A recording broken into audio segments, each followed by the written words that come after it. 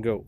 Good morning, everyone, and welcome to another beautiful day here at So Creative in Wenatchee, Washington.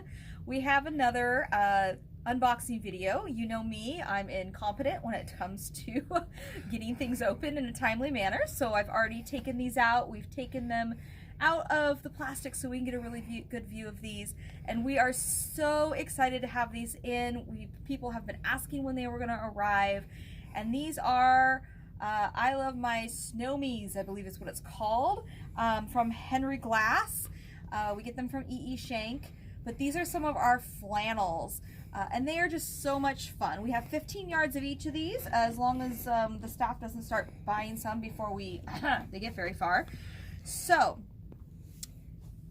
we have a couple different ones. This is a nice snowflake pattern. It's a great one.